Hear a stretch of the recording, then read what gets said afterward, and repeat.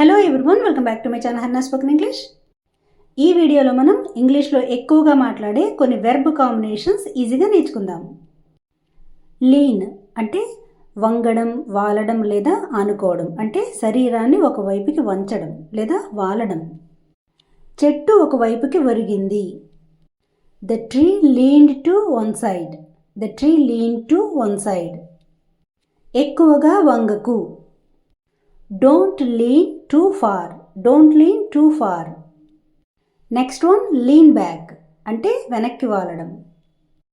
కుర్చీలో లేదా దేనిలోనైనా సరే రిలాక్స్గా వెనక్కి వాలినప్పుడు ఎక్కువగా వాడతాం. వెనక్కి వాలి రిలాక్స్ అవ్వు. యాక్చువల్గా ఎవరన్నా బాగా అలసిపోయినప్పుడు ఇలా అంటాం కదా, lean back and relax. Lean back and relax. అతను కుర్చీలో వెనక్కి వాలాడు. He leaned back in the chair. He leaned back in the chair. సోఫాలో వెనక్కి ఆనుకుని కూర్చో. Lean back on the sofa. Lean back on the sofa. ఇక్కడ చెప్పే ప్రతి మీనింగ్ కూడా డిఫరెన్స్ ఉంటుంది, జాగ్రత్తగా గమనించండి. అన్నీ ఒకటి మాత్రం కాదు. లీన్ అగైన్స్ట్ అంటే దేనినైనా ఆనుకోవడం లేదా దేన్నైనా ఆనుకొని నిలబడడం, అంటే గోడ, చెట్టు, కారు, డోర్ ఇలా. అతను గోడకు ఆనుకున్నాడు. He leaned against the wall. He leaned against the wall. ఆమె డోర్కి ఆనుకుని నిలబడింది. She leaned against the door. She leaned against the door. ఇప్పుడు మీ క్వశ్చన్, కార్కి ఆనుకోవద్దు. సో దీన్ని ఇంగ్లీష్లో ఎలా చెప్పాలో కామెంట్ సెక్షన్లో తెలియచేయండి. నెక్స్ట్ వన్ లీన్ ఫార్వర్డ్ అంటే ముందుకి వంగడం. ఆమె వినడానికి ముందుకి వంగింది. ఎవరైనా మాట్లాడుతున్నప్పుడు మనకి వినబడకపోతే కొంచెం ముందుకు బెండ్ అవుతాం కదా, అది. She leaned forward to listen. She leaned forward to listen. అతను ముందుకి వంగి గుసగుసగా చెప్పాడు.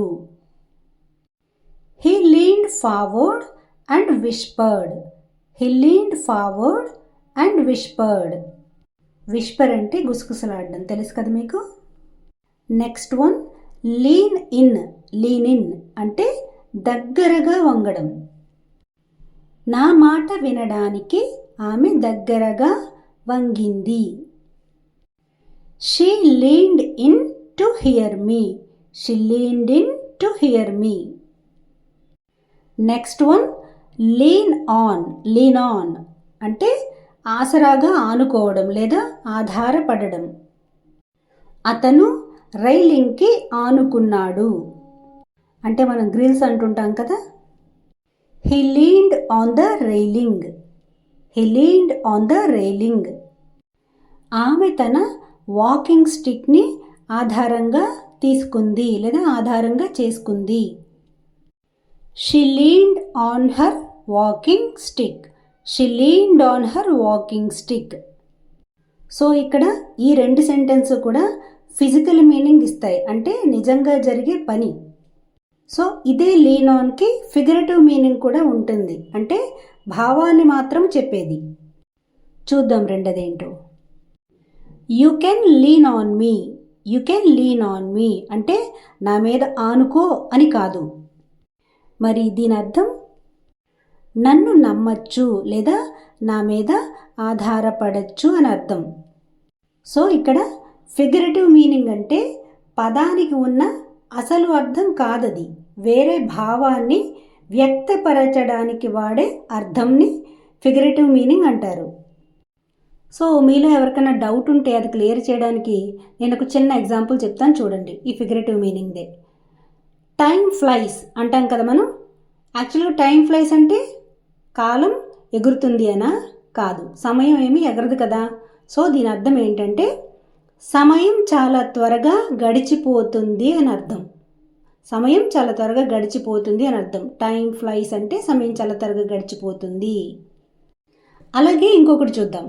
She has a heart of gold అంటే ఆమెకి బంగారు గుండె ఉంది అని కాదు, అవునా? ఆమె చాలా మంచి మనసున్న వ్యక్తి అని అర్థం.